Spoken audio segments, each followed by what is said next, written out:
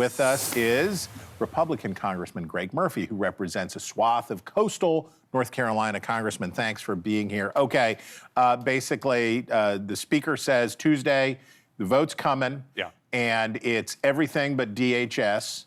Your counterparts in the Senate, conservatives in the Senate, MAGA senators, were not happy about having to make the vote. Eric Schmidt, I can't say everything that Eric Schmidt said about having to vote for this.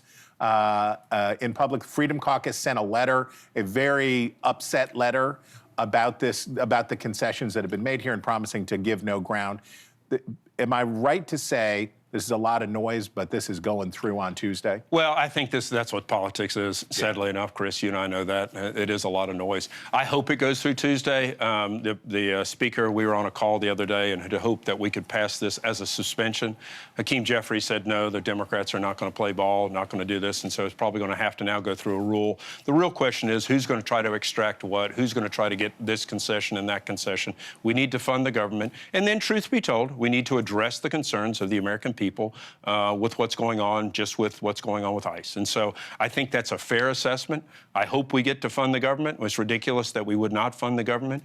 Let's see what happens. Yeah, you've got to feel for Tom Cole and these appropriators. They were so close. They almost finally had it all. Yeah. And they lost this. So you allude to what the American people are saying about enforcement for districts like yours. You could probably, you're a R+10. It's a very Republican kind of district. Yeah, I don't know about that, but we'll see. We'll see.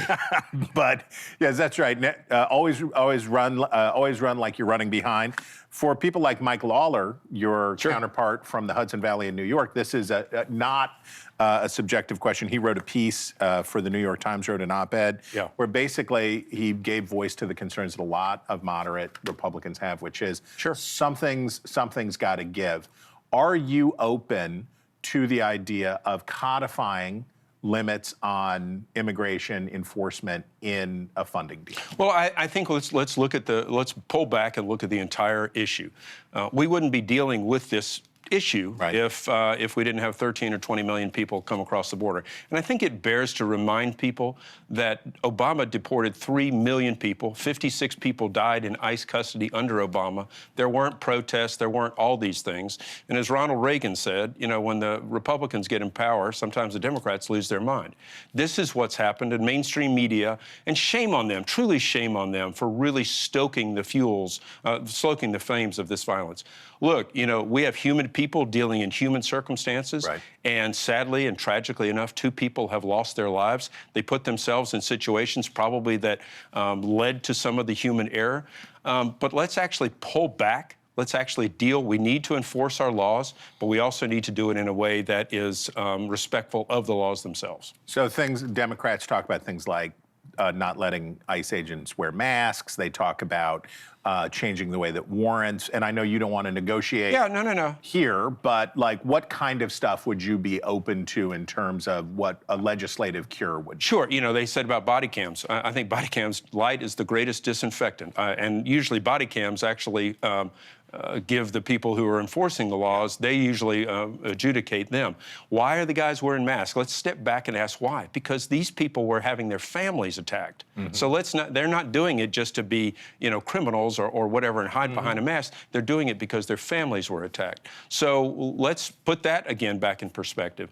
But then let's also have the other side say that, okay, we're going to back down from attacking, blowing Blair horns, doing all these things from the ICE agents who are just trying to get criminals out of our country. So there's separation of powers, competition of powers thing going on here too.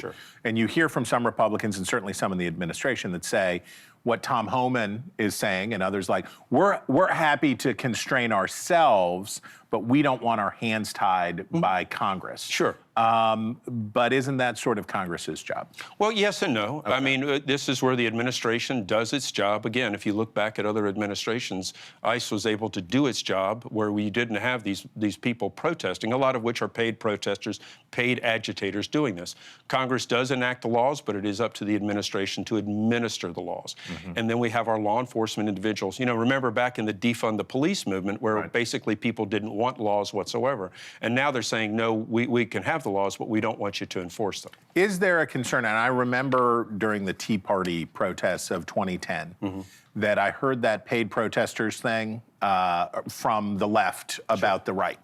And I think it prevented Democrats from making necessary adjustments to what they were doing with Obamacare and a host of other things that were unpopular at the time. Because it let them say, like, well, that's fake. That's the Koch brothers. Is there a danger for Republicans this time? And I hear you say, yeah, these are legitimate concerns and people are talking about legitimate things. For other Republicans, when they dismiss this as paid protesters and they say this is fake, does that perhaps block their ears from hearing? No, I don't think necessarily. I think that is a part of it. And I think a part of it is just Democratic outrage. I think part of it is, hey, look, there were two tragedies that happened. Two tragedies that happened. One was an officer who had been dragged by a protester previously, felt his life was in danger, and the other one, we had a gun go off and people reacted to that. These are tragedies that occurred in the midst of their jobs. Again, I think it's important, and this is one thing in politics I don't think we do enough, is to pull back and look at perspective, look at the entire situation, and actually make decisions based upon what's going on entirely, not just narrow views. Okay, some Democrats are going to say we don't need to worry about it because ICE already got additional funding from the big beautiful bill. They're flush, and we don't need to make a deal because they have enough money, and we can just sit on our hands and let the shutdown just hit DHS. What do you say to that? I think that's a dereliction of duty. I mean, you're here, we're supposed to administer the government. We're supposed to be here for the people of the United States. And another sit-out, another ridiculous long-term shutdown of the government is not what's good for the American people, especially in the middle of this horrible winter storm. So actually show up, do your job.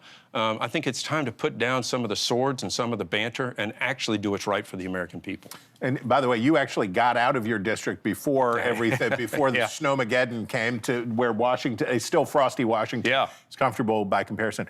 How's your district doing? This has been a... Oh, look, I was chatting with my wife this morning. They're under 10 inches of snow. She mad at you because you're up here? No, actually, she's glad I came up yesterday because it wasn't that bad. I have a truck and, four-wheel drive, and so fortunately, I survived. And so I've paid off my life insurance policies and everything. So, no, she's happy about that. But no, some of the folks are, they're suffering back home, but fortunately, everybody's hunkered down, and hopefully everybody is in a place that is warm and safe. Yeah, don't try to buy bread anywhere in North Carolina. Well, you won't be able to find it. There won't be any at the Piggly Wiggly. All right, America, if you were pressing your luck in Last Chance, North Carolina, you would know him already, but if you don't, here he is, Congressman Greg Murphy. We thank you.